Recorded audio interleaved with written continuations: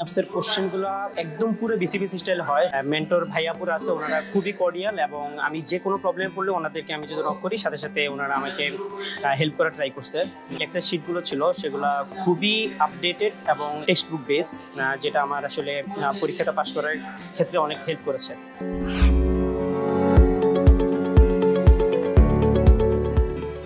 আসসালামু আলাইকুম, আমি ডক্টর মাহবুবুর রহমান। এবার জুলাই 24-এ এফসিবিএস পার্ট 1 অর্থোপেডিক সার্জারিতে পাশ করেছি।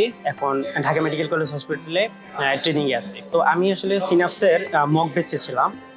তো মক ব্যাচে আমি আসলে সিনাপসে যে এফসিবিএস আমাদের যে পার্ট 1 ফাইনাল পরীক্ষার আগে আমি মক পরীক্ষাগুলো দিই। মক পরীক্ষাটা আসলে দিয়ে আমি বুঝতে পারি যে সিনাপসের কোশ্চেনগুলো একদম পুরো বিসি বিসি স্টাইল হয়, যেটা আমাকে ফাইনাল পরীক্ষাতে খুবই সহযোগিতা করে। আর এছাড়াও আমাদের সিনাপসের যে মেন্টর ভাইয়াপুর আছে, ওনারা খুবই কর্ডিয়াল এবং আমি যে কোনো প্রবলেম পড়লে ওনাদেরকে আমি যদি নক করি সাথে সাথে ওনারা আমাকে হেল্প করার ট্রাই করছে।